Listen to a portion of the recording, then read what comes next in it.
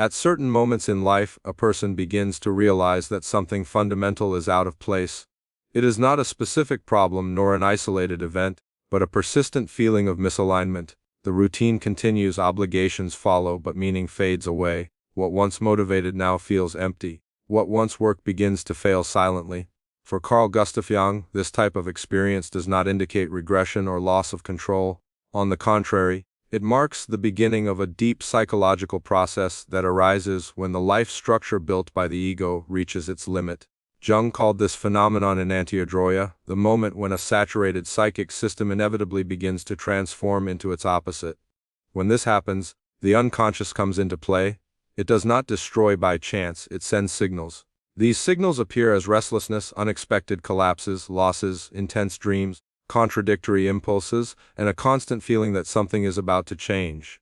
For those who do not understand this process, all of this seems like chaos. For Jung, it is an announcement. The old identity can no longer sustain the next stage of development. This video analyzes 7 recurring signs that precede profound transformations of reality observed by Jung in numerous clinical processes and described in his works. They are not problems to be eliminated, but indicators that the psyche is reorganizing itself. The central question is not whether change will come, but whether it will be navigated consciously or imposed through crisis. Next, the 7 clearest signs that your current reality is coming to an end and something entirely new is about to emerge. Everything begins subtly, a feeling of slight discomfort, as if something is out of place but nameless, formless, with no apparent cause. The environment is familiar. The people are the same. Daily tasks continue. Nothing has changed, and yet everything feels wrong. What once brought pleasure now bores. What once motivated now weighs heavily. It's as if the soul is numb, dragging itself through a reality that no longer resonates with its essence. This is the first major sign that a reality shift is underway. A deep restlessness accompanied by a silent yet constant existential void. For Carl Jung's analytical psychology, this void is not a defect to be fought against, nor a pathological symptom to be hastily medicalized. It is in fact a psychic summons, a clear message that the identity you have built up to this point has exhausted its purpose. Jung observed that the human psyche operates in cycles, periods of expansion and construction, inevitably followed by periods of contraction, disintegration, and transformation. When a cycle completes, the psychic energy that once sustained that way of living begins to withdraw. This does not happen because something went wrong, but because the unconscious understands that no further growth is possible in that terrain. The structure of your life, beliefs, habits, relationships, self-image becomes empty forms, shells without soul. And what happens when a person insists on remaining within a structure that no longer contains them? Deep boredom arises. A feeling of stagnation, a loss of meaning, apathy. No matter how much one tries to force motivation, life seems to operate on autopilot. It's as if the body remains present but the soul has already departed. Enthusiasm disappears. The sparkle in the eyes fades, and all that remains is an uncomfortable feeling of living a story that is no longer yours. This type of void has a particular characteristic. It is not filled by anything external: travel, new goals, shopping, intense experiences, relationships. All of these can generate momentary distractions but soon become part of the same lifeless pattern. It's like trying to light a fire with wet wood. The fire doesn't catch because the internal material is no longer available. The soul is elsewhere. And why does this happen? Because the persona, the social mask you built to function in the world, has already fulfilled its role. It was useful at a stage of life, brought achievements, identity, structure. But now it has become rigid, narrow, unable to contain the complexity that begins to emerge from the depths of the unconscious. The restlessness is not a failure. It is the soul pressing against the walls of the ego, trying to expand beyond the limits that have been imposed. What many people do at this moment is resist. They try to reclaim the past, relive old pleasures, force old ambitions. But none of this works because it is not the external world that needs to change. It is the very psychic structure that needs to disintegrate. Jung said that when the ego does not recognize the call of the self, life begins to break down from within until the person is forced to confront their deepest truth. This type of void is a threshold, a kind of waiting room for the soul. And like any threshold, it requires patience, listening, presence. The tendency of the ego is to want to immediately escape this state, to seek a solution, a new goal, anything that restores the feeling of control, but this only postpones the inevitable. The restlessness does not go away with distraction. It only dissolves when transformation begins. And when the ego falls silent, even if just for a moment the unconscious begins to speak, it is at this moment that the second major sign of the reality shift begins to emerge. An even more mysterious sign, one that defies logic, breaks the notion of chance, and places the person before the strange feeling that the universe is conspiring not against them, but to forcefully push them toward their truest destiny. This symbolic and invisible language will be the theme of the next part. If this content is making sense to you, click the subscribe button and subscribe to the channel. Thank you for your support. After the void settles in and the inner silence becomes deafening, something strange begins to happen. Coincidences arise with absurd frequency. Words, symbols, numbers, images, or ideas start to repeat in ways that defy logic. Someone mentions a specific topic, and on the same day, you see that same subject in a book, in a random video, or in a conversation on public transport. You think of a person you haven't spoken to in years, and they unexpectedly send you a message. You have a disturbing dream, and the next day a symbol from the dream appears in the real world, as if the unconscious is trying to cross the veil that separates the mind from matter. Carl Jung named this phenomenon synchronicity. Unlike causality, which operates under cause and effect relationships, synchronicity functions as a causal connection laden with meaning. These are events that have no logical relationship to each other, but share such significant symbolic content that it is impossible to ignore. For Jung, these occurrences indicate that the psyche is in direct communication with the field of external reality, and that there is an active attempt by the unconscious to guide the individual through symbolic signs, as if saying, "Pay attention, something greater is moving." The frequency and intensity of these synchronicities tend to increase precisely during liminal periods when the old identity is crumbling and the new has not yet solidified. It is as if the unconscious, sensing the fragility of the ego structure, takes advantage of this opening to send guidance. But it does not speak in words. It speaks through symbols, images, and events that directly touch the archetypal field. And this is where dreams come in. During these transitional periods, dreams cease to be mere disconnected fragments or residues of daily life. They become visions, symbolic messages laden with unconscious content, often presented in impactful and emotionally disturbing ways. Dreaming of being naked in public, falling, losing teeth, a house collapsing, someone dying. These dreams are extremely common during these times, and each carries a clear message. The structure of the self is collapsing and the unconscious is trying to reorganize the system from the inside out. The house, for example, often represents the current state of the psyche. When it collapses, it is because the foundation of identity is being questioned. Dreams of death indicate the symbolic end of a version of the self, a necessary process before the birth of something new.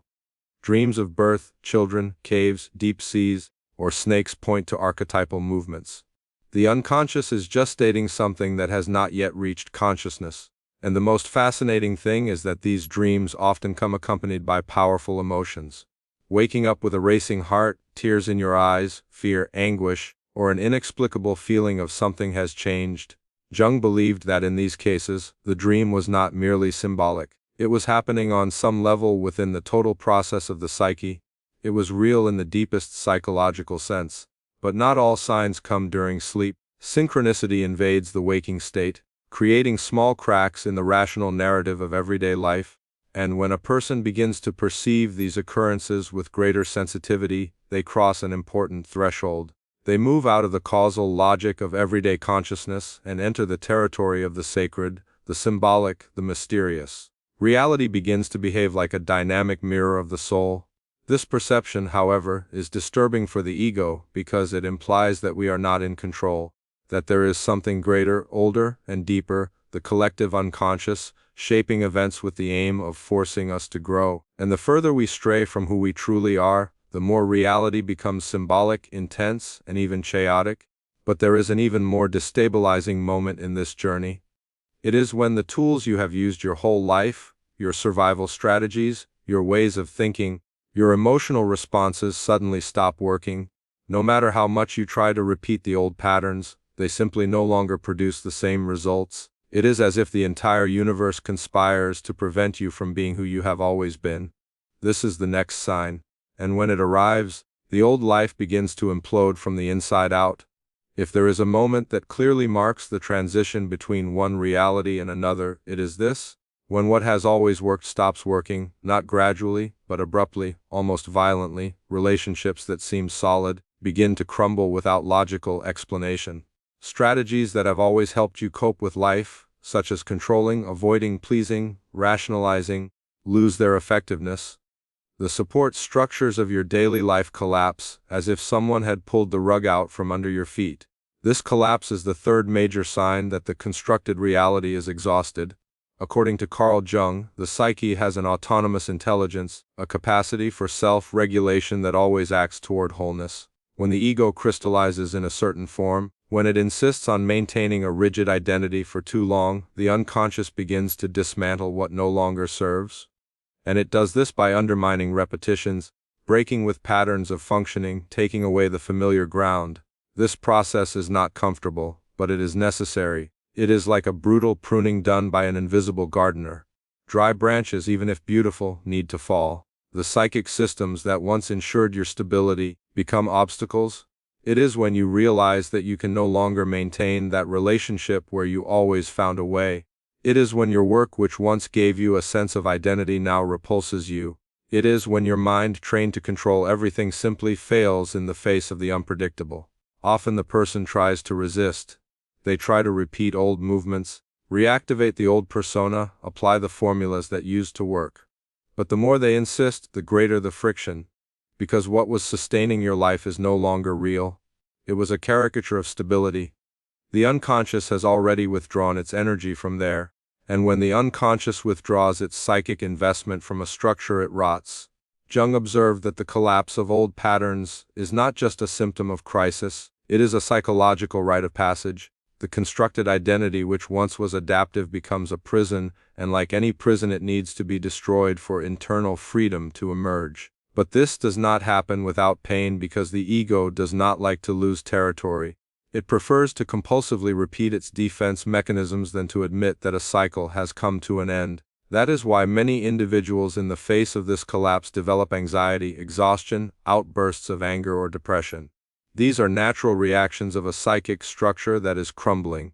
But the most common mistake is to interpret this collapse as a personal failure, when in fact it is the inevitable consequence of a psyche that needs to reinvent itself to stay alive. The rational mind does not understand, it wants logic, explanations, control.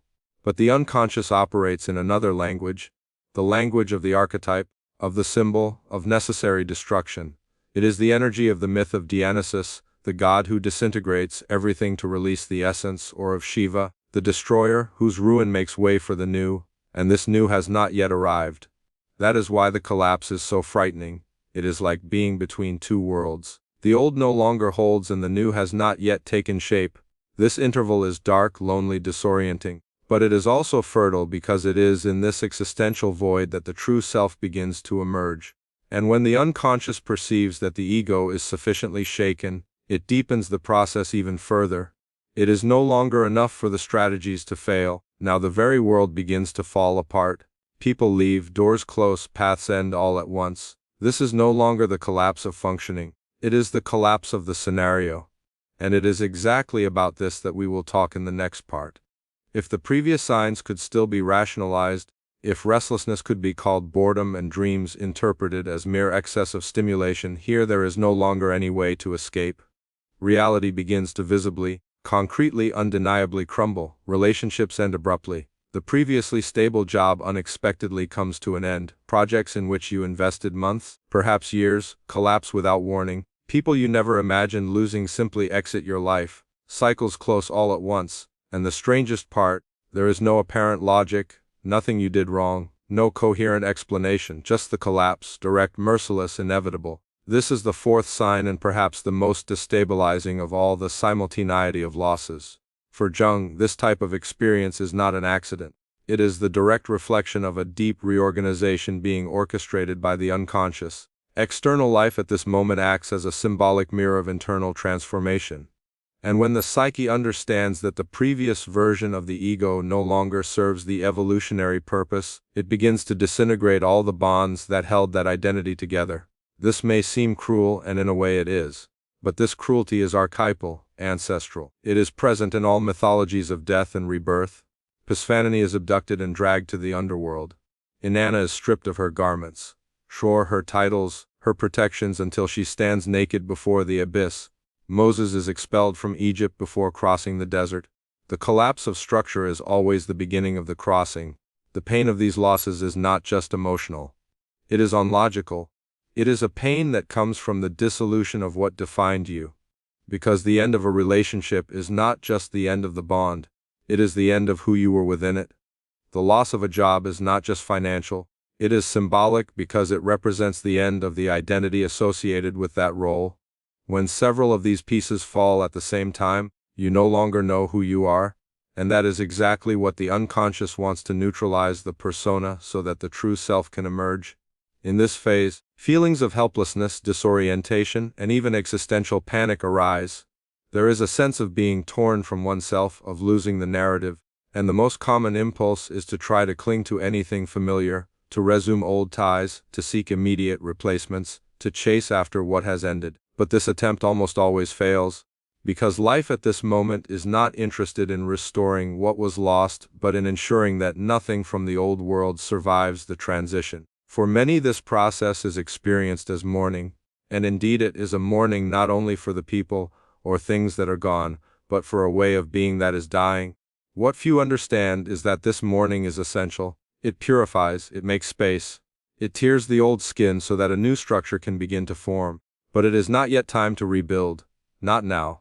The collapse requires an intermediate stage, the descent, because after everything is gone, after you find yourself alone, directionless, nameless, functionless, something unexpected arises, the deep desire to disappear. And this impulse, which at first glance seems like escape, is in fact an archetypal demand. It is the call of the underworld, and it is exactly about this that we will talk in the next part. If what you're hearing resonates with you, you'll find real value in my ebooks. Beyond the Shadow breaks down Jung's core ideas, while Dialogues with the Unconscious gives you a 30-day path to apply them in your life. Both are linked in the pinned comment.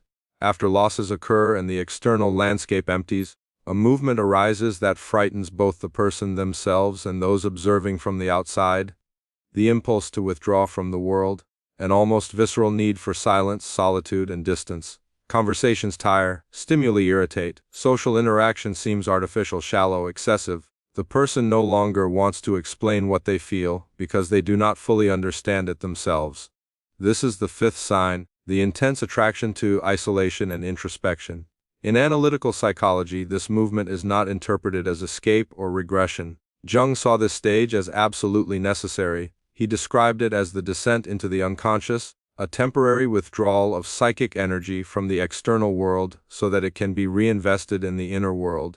It is a process analogous to the phases of retreat present in initiatory rites, mythical journeys, and ancient spiritual traditions. After the persona collapses and external bonds dissolve, the psyche needs space to reorganize internal images, values, desires, and symbols. Isolation does not arise from weakness, but from an excess of external noise at a time when the soul needs to listen to itself. Any attempt to remain socially active at this stage generates irritation, exhaustion, or a sense of falseness. Jung observed that at this point the individual comes into contact with contents that have been repressed for years, denied desires, abandoned impulses, avoided truths. That is why isolation can be so uncomfortable. Silence is not empty, it is populated. And the ego, accustomed to defining itself by social function, panics when it no longer has distractions to sustain it.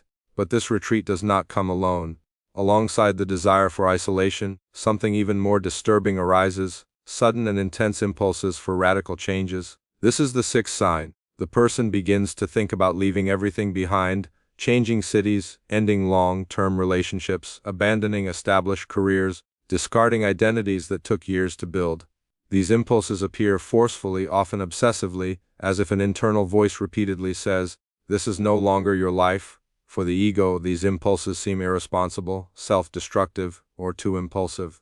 But Jung interpreted them differently. For him, this was the moment when the self begins to demand space, no longer symbolically as in dreams or synchronicities, but directly, almost authoritatively. The soul no longer asks, it imposes.